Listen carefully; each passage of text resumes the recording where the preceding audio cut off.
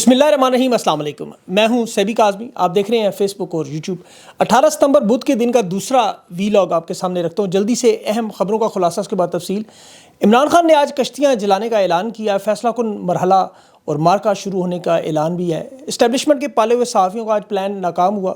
हुकूमत ने दोबारा आइनी तरमीम की कोशिश की, लेकिन मौलाना ने मुसवदा भी मुस्तरद किया और वार भी नाकाम किया।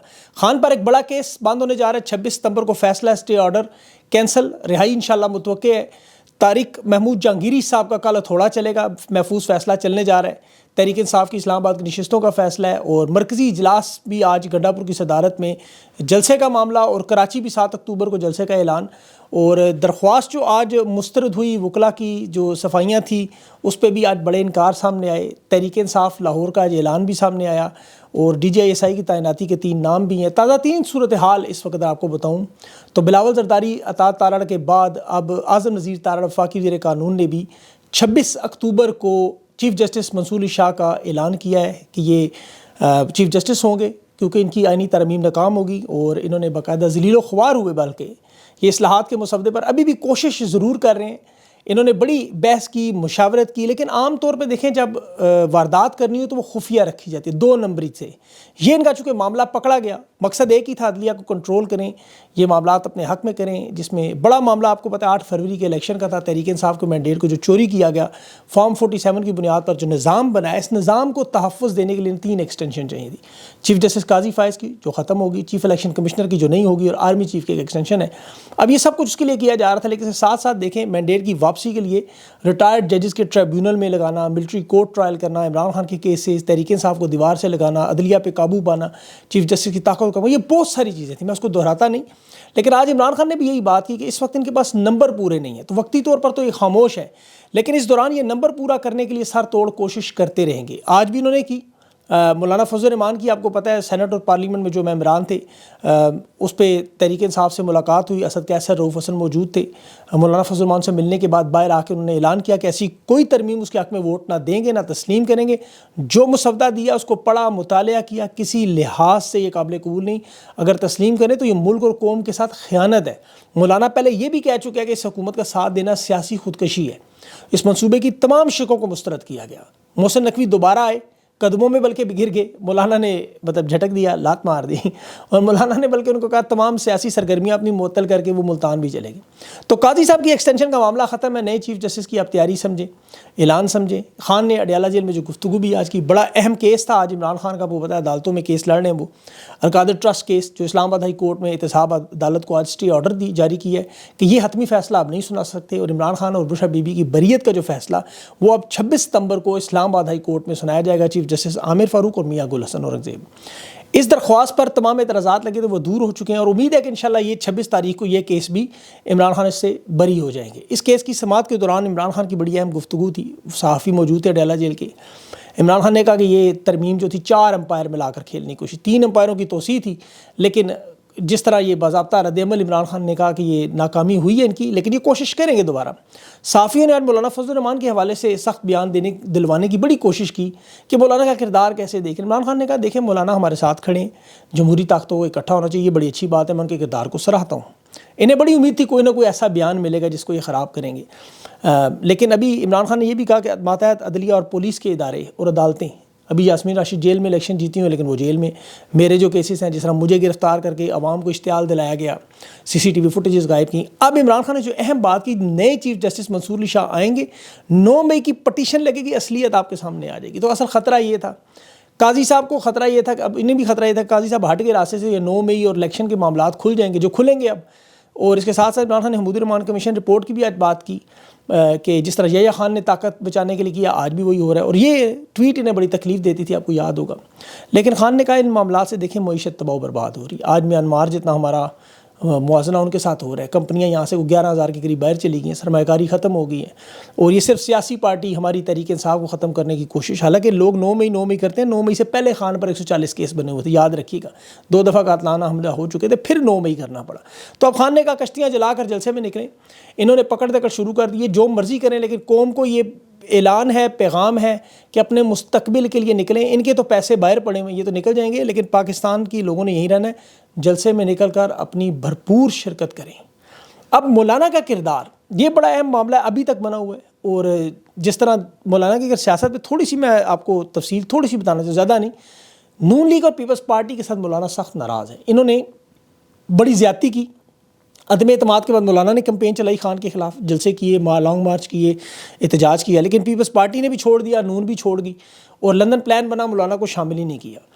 اب اتحادی یہ حال ہوا ان کا. اب دوسری طرف تحریک انصاف نے جن کے ساتھ اتحاد کیا، جیسے جماعت اسلامی، کے پی میں وزارت بھی دی، سنی اتحاد کو دیکھیں، ان کے ساتھ ان کے سارے ممبران بھی ان کو دیے، انہوں نے بھی آگے سے بڑی محبت کی اور وفاداری کی.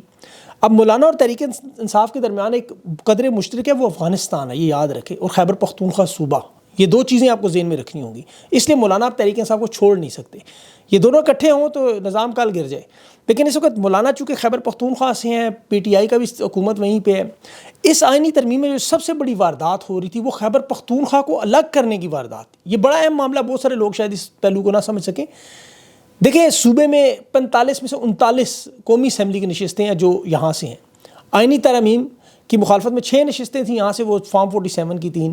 اب سینٹ کے حساب سے دیکھیں تو 12 میں سے 10 سینیٹر تحریک انصاف کے پی سے ہیں، جہاں انہوں نے الیکشن ہی اب کروایا. اب دیکھیں اس لحاظ سے 49 پاورفل لوگ، سینیٹر، قومی اسمبلی، صوبائی، یہ سارے ملا کر آپ دیکھیں تو آئین اور جمہوریت کے اتنے بڑے نمائندوں کو شب خون مارنے کی، ان کو الگ کرنے کی کوشش تھی. تحریک انصاف کو انہوں نے کوشش تو پوری کی دانا ڈالے کہ دیکھیں جی، جنرل باجوہ کی ایکسٹینشن کے موقع پر نون لیگ نے مدد کی، ہم انہیں حکومت میں لے آئے. ان کے ساتھ حالانکہ ہمارے تعلقات اتنے خراب تھے کہ نواز شریف جلسوں میں جنرل باجوہ کا نام لیتا تھا، لیکن دیکھیں ہم نے انہیں حکومت دے دی. تو آپ اب ہماری مدد کریں، آئینی ترامیم کروائیں، آپ پر ہوتے ہوئے مظالم بھی روکیں گے، آپ کے معاملات بھی ٹھیک کریں گے، سارا کچھ صحیح ہو جائے گا. خان نے صاف انکار کر دیا، اور بالکل صحیح کیا، کیونکہ عمران خان نے دیکھیں جب بھی ان سے مذاکرات کی بات کی، جلسوں کا اعلان کیا، اس کے بعد ان کی حالت خراب ہو گئی، کیونکہ انہیں پتہ ہے عمران خان پیچھے ہٹنے والا نہیں، اور انہوں نے ہمیشہ دھوکہ دیا. اس کی میں آپ کو مثال دوں، 8 فروری کو انہوں نے جو مینڈیٹ چوری کیا. اب سب کو پتہ ہے کہ اس مینڈیٹ کو بچانے کے لیے تینوں ایکسٹینشنز کا معاملہ تھا، یہ chief election commissioner, chief justice اور یہ سارے معاملات جو ہیں چلا رہے تھے، لیکن انہیں یہ پتہ ہے کہ خان کے ہوتے ہوئے یہ ہو نہیں سکتا. اور ان کا ہر دھوکہ، جیسے سائفر پہ عمران خان کی جب انہوں نے حکومت گرائی، اور انہوں نے اس وقت فون کال آئی تھی، آپ کو یاد ہوگا، عمران خان سے کہا خاموش ہو جائیں، ہم الیکشن کروا دیں گے، آپ صرف اسمبلیاں تحلیل کر دیں. خان نے کر دی، انہوں نے دھوکہ دے دیا، خان مجبوراً عوام میں چلا گیا. اب اسمبلیاں تحلیل کرنے کے بعد الیکشن ہونا چاہیے تھے، انہوں نے نگران سیٹ اپ بنا کر پاکستان کی تاریخ کا سب سے لمبا دورانیے والا سیٹ اپ بنا دیا. پھر الیکشن میں تحریک انصاف کے ساتھ جو بلہ چھنا گیا، جو پارٹی توڑی گئی، وہ آپ سب جانتے ہیں. عمران خان اس کے باوجود ناممکن الیکشن جیت گئے. انہوں نے پھر عمران خان سے منت اللہ کی، موقف اپنا نرم کر لیں، درمیانی راستہ کھولیں، جلسہ ملتوی کریں. ابھی عمران خان نے ان کے ساتھ معاملات کر، ٹھیک ہے چلو، لیکن انہوں نے پھر دھوکہ دیا. آئین، پارلیمنٹ، عدلیہ، فوج، ان سب لوگوں کو عمران خان آزما چکے ہیں بار بار. یہ خواتین کو تحفظ نہیں دے سکے. آج بھی دیکھیں ان کے گھروں پر چھاپے پڑ رہے ہیں. عدالتیں بری طرح ناکام ہوئی، اس میں کوئی شک نہیں. اب جو اہم معاملہ کل آپ کو اندازہ ہوگا عدالتوں کے حوالے سے، جو بڑا ہی اہم معاملہ جس سے سب کچھ چیزیں کلیئر ہوں گی، 3 حلقے جو اسلام آباد کے ہیں، شعیب شاہین کا، عامر مغل کا، علی بخاری کا، اس معاملے سے آپ کو اندازہ ہوگا کہ اب معاملات کدھر جائیں گے. اب یہاں تحریک انصاف بھاری عرصے سے جیتی ہوئی ہے. اس پہ جسٹس طارق محمود جہانگیری، آپ کو پتہ ہے نون لیگ کے تینوں ایم این اے سے انہوں نے فارم 45 مانگا. اس کے بعد انہوں نے طارق محمود جہانگیری صاحب کو جعلی ڈگری کا کیس بنا دیا. وہ سندھ ہائی کورٹ سے پہلے ہی ختم کر چکی ہے. اب اسلام آباد ہائی کورٹ میں چیف جسٹس عامر فاروق 5 رکنی بینچ بنا کے وہ بھی سن لیں گے. وہ فیصلہ، اس کا جو محفوظ فیصلہ تھا ان 3 نشستوں کا، طارق محمود جہانگیری صاحب جو کر چکے تھے، اس کے بعد انہیں بھی ٹریبیونل سے ہٹانے کی نون لیگ نے درخواست دی، اور عامر فاروق نے اسٹے دے دیا. اب جو کاز لسٹ آئی ہے، کل یہ محفوظ فیصلہ سنایا جائے گا. الیکشن ٹریبیونل نے حکم امتناعی لیا ہوا تھا. اب یہ دھاندلی کے خلاف پٹیشن اگر ملتوی ہوئی، طارق محمود جہانگیری کے پاس یہ کیس گیا، جو کہہ رہے تھے کہ میں روزانہ کی بنیاد پر سماعت کروں گا، جو 31 جولائی کو یاد رکھیں ملتوی ہوتا، اب 19 ستمبر ہو گئی ہے، 17 ستمبر ہوگی 18. اب طارق محمود جہانگیری صاحب اس کیس کو سنیں گے. اگر وہ فیصلہ دے دیتے ہیں، مینڈیٹ کی واپسی کا معاملہ شروع ہوتا ہے، تو اس کے بعد پھر آپ سمجھ لیں کہ نیا سلسلہ، ایک سیلاب شروع ہو جائے گا مینڈیٹ کی واپسی کا. اب چونکہ قاضی صاحب کو تو چیپٹر ختم ہو چکا ہے، اس وجہ سے یہ معاملات ایزی ہوں گے. اعظم نذیر تارڑ نے اعلان کر دیا کہ جسٹس منصور علی شاہ ہوں گے چیف جسٹس، اور پھر ان کا جو سرکاری اجلاس ہوا آج وکلا کا، بری طرح ناکام ہوا. خود ان کے اپنے وکلاء نے کہا قاضی صاحب کے کنڈکٹ پہ ہم خوش نہیں ہیں. سرکاری وکلاء کو لانے کی کوشش، دباؤ ڈالیں، لیکن ناکام ہو گئے. اب اعظم نذیر تارڑ، فاروق نائک اور شہزاد شوکت جیسے لوگ اگر یہ لے کر آئیں گے تو پھر آپ کو پتہ ہے وہ کون سا اجلاس کامیاب ہوگا. وکلاء میں 2 گروپ ہیں، یہ یاد رکھیے، اسما جہانگیر اور یہ جو حامد خان گروپ ہے. اسما جہانگیر کو انٹی اسٹیبلشمنٹ سمجھتے رہے، جس طرح باقی ہم صحافیوں کو انٹی اسٹیبلشمنٹ سمجھتے رہے، دعویٰ کرتے رہے. وہ بغض عمران والے نکلے. سیاستدان ووٹ کو عزت دو والے انٹی اسٹیبلشمنٹ، وہ بے نقاب ہوئے، صحافی بے نقاب ہوئے. اور اب دیکھیں اعظم نذیر تارڑ اور یہ جو ان کا جو گروپ ہے، علی احمد کرد، کتنا بڑا نام تھا، وہ چھوڑ کے کل کنونشن میں آ رہے ہیں. اور بھی بہت سارے وکلا کی ایک پوری لسٹ ہے. علی احمد کرد نے جو آج بیان دیا کہ 2 چیف جسٹس نہیں ہو سکتے ورنہ 2 آرمی چیف اور 2 وزیر اعظم بھی بنائے. دنیا کی تاریخ میں ایسا نہیں ہوتا. باقی وکلا بھی اسی بیانیے پہ کھڑے ہیں. 11 بجے کل لاہور ہائی کورٹ میں یہ لاہور ہائی بار میں یہ کنونشن ہے, اور اس کنونشن کے بعد آپ کو اندازہ ہوگا پورے پاکستان سے وکلا کی ایک طاقت ایک جمہوریت کے ساتھ کھڑی ہوئی. اور دیکھیں یہ کنونشن ایک ایسے موقع پر ہو رہا ہے جب تحریک انصاف کے جلسے سے 2 دن پہلے تحریک انصاف کے رہنماؤں کو گرفتار کرنے کی فی الحال کوششیں ہو رہی ہیں, اور دوسری طرف تحریک انصاف اپنے جلسے کی تیاریاں بھی کر رہی ہے. عروج پہ ہیں, سارے رہنما تیار ہیں, اور اس دفعہ تیاریاں سامنے نہیں آئیں گی. اب علی امین گنڈا پور تحریک انصاف کی مرکزی قیادت کا کل بہت بڑا اجلاس بھی ہے, صدارت علی امین کرے گا. اب لاہور جلسے میں بڑی اہم مشاورت ہے, اور عمران خان کا جو پیغام آیا نا کہ آپ کشتیاں جلا کر 21 ستمبر کے جلسے میں آئیں, ایسا ہی پیغام ایسا نواز شریف نے بھی دیا تھا, مجھے یاد ہے. اس نے بھی کہا تھا کہ آپ اپنی کشتیاں جلائیں, اور لیکن عوام نے نواز شریف صاحب کی بات تسلیم نہیں کی تھی. پھر اس کے بعد آپ کو یاد ہوگا جب وہ کہتے تھے کہ میں قدم بڑھاؤ ہم تمہارے ساتھ ہیں, پیچھے مڑ کے دیکھا تو کوئی تھا ہی نہیں. تو یہ دونوں جماعتوں کے ساتھ عوام کس انداز میں کھڑی ہے, اس کا آپ کو اندازہ اس لاہور کے جلسے سے ہوگا. اور پنجاب کے اس جلسے کے بعد میری بات یاد رکھیے گا, آپ کو طاقت کے برج گرتے ہوئے نظر آئیں گے, کیونکہ کراچی میں پھر 7 اکتوبر ہے, پھر ایک سلسلہ شروع ہوگا, عوام موبلائزیشن ہوگی, اور اب آئینی ترامیم کے ختم ہونے کے بعد یہ ایک بڑا اہم سلسلہ شروع ہو جائے. اسی لیے یہ جلسہ میرے خیال میں گیم چینجر جلسہ ہوگا. اب اس کے ساتھ ساتھ تعیناتی پہ بھی جو ڈی جی صاحب کے حوالے سے بھی ایک تو تحریک انصاف کے رکن ہے پنجاب اسمبلی کے کیپٹن ریٹائرڈ عزت جاوید خان صاحب, ان کی ابھی سمدھی وہ بنے ہیں, لودھنا کے حلقے سے پی پی 228 سے ایم پی اے بنے. ان کے صاحبزادے ہیں فصیح جاوید صاحب, ان کی شادی ہوئی ہے, کیپٹن ہے وہ فوج میں, اور 22 ستمبر کو دعوت ولیمہ, اور اس ولیمے میں بڑی اہم ملاقاتیں ہونی ہیں, بڑی اہم ملاقاتیں. یہ یاد رکھیے گا آپ, 21 کو جلسہ ہے, 22 کو ولیمہ ہے, اور پھر آپ کو بہت ساری چیزیں سامنے آئیں گی. اب 3 ناموں پر غور بھی خبریں تو چل رہی ہیں, لیکن مجھے لگتا ہے ہو سکتے ہیں مزید مدت ملازمت میں توسیع ہو جائے. بہرحال یہ بھی آ جائے, 2-3 دنوں میں آ جائیں گے. ابھی عمران خان صاحب کے 3 انٹرویو بڑے مشہور ہوئے ہیں, ان میں ایک آکسفورڈ یونیورسٹی کا جو پوری دنیا میں اس وقت وائرل ہے, کیونکہ انگلش میں ہے تو بہت سارے لوگوں کی نظر میں شاید نہ گزرا ہو. یہ ذکر تو میں نے اس کا کیا تھا 2 ویلاگس میں, لیکن یہ آکسفورڈ اسٹوڈنٹس نے انٹرویو کیا ہے, اور یہ بڑا اہم اس لیے ہے کہ عمران خان نے اس میں کچھ ایسی باتیں کی ہیں جیسے وہ یونیورسٹی کے کیپٹن کے دور میں جو پریشر میں انہوں نے ایک ٹیم بلڈ کی تھی کرکٹ کی. آپ کو پتہ ہے سفید فام سارے کھلاڑی ہوتے ہیں. عمران خان نے ایڈورسٹی جو ہے مطلب ایک مختلف قومیت کے لوگوں کو اکٹھا کر کے اس ٹیم میں ایک نئے کلچر کا آغاز کیا تھا. جیسے آج آپ دیکھیں انگلینڈ کی ٹیم میں آج آپ کو مسلمان کھلاڑی, پاکستانی نژاد, ہندوستانی نژاد نظر آتے ہیں, بڑے شاندار بڑے پلیئر ہیں, معین علی وغیرہ سارے. تو یہ وہی کلچر تھا خان نے متعارف کیا, ورنہ اس زمانے میں یہ لوگ سوچ بھی نہیں سکتے تھے, آج بھی یہ نہ ہوتے. تو یہ لوگ سمجھتے ہیں کہ ایڈورسٹی کو عمران خان نے جس طرح کرکٹ میں نمائندگی کی, اب آکسفورڈ کو بھی گلوبلائزیشن کی ضرورت ہے. اور عمران خان کی کہا کہ بہت بڑی پروفائل بھی ہے اور پلیٹ فارم بھی ہے, ایک نام ہے. تو یہ یونیورسٹی میں بڑا اہم معاملہ ہوگا, کسی اور امیدوار کی ایسی پروفائل نہیں ہے, بڑا اہم انٹرویو ہے. اور یہ بڑا ٹاپک جو میں نے پوائنٹ آپ کو بتایا, یہ پوائنٹ اس وقت وہاں ان کے دلوں پر لگا ہوا ہے. اور اس کے ساتھ ساتھ قاضی صاحب کی اہلیہ مسز سرینا قاضی کی بھی ایک ویڈیو جو وائرل ہوئی ہے. مسز سرینا قاضی جو ہے وہ عمران خان پہ واضح طور پر الزامات لگا رہی ہیں کہ جی منی ٹریل, ہمارے ٹیکس کے معاملات میں خان شامل تھا, ہمارے اوپر ریفرنس بنائے وغیرہ وغیرہ.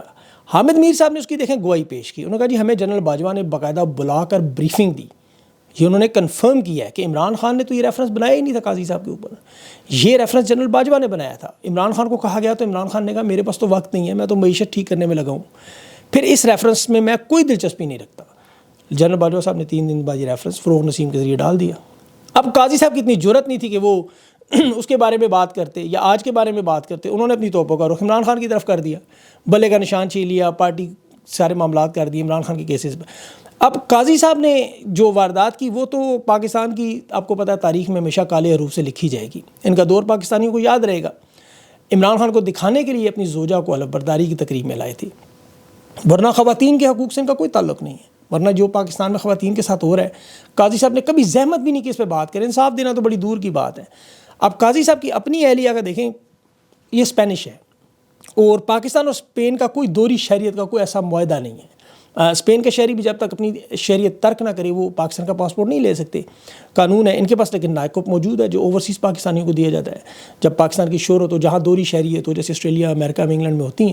تو ایسا ان کے پاس کوئی سرٹیفکیٹ نہیں ہے. اور پاکستان کے قوانین کا کیا کھلواڑ ہوا, کوئی ڈاکومنٹ ایسے سامنے آیا, کیونکہ انہوں نے تو بڑے سنگین الزامات لگائے.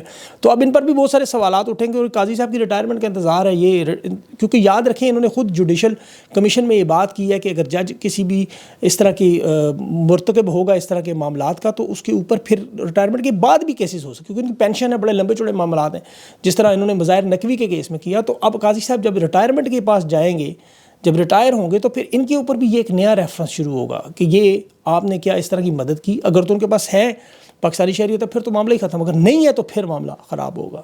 تو انہوں نے یہ بڑا غلط کیا. بہرحال لیکن دیکھیں اللہ کا ایک نظام ہے کہ ٹٹ فار ٹیٹ، جو جیسا کرو گے ویسا بھرو گے. ہر ایک کو اپنا اپنا بھگتنا تو پڑے گا. وقت آئے گا انشاءاللہ صاحب کا، کسی کو اللہ کی طرف سے عذاب ملے گا اور کسی کو آپ کو پتہ دنیا میں حساب کتاب ملے گا. اگلی ویڈیو تک کے لیے مجھے اجازت دیں. اللہ حافظ.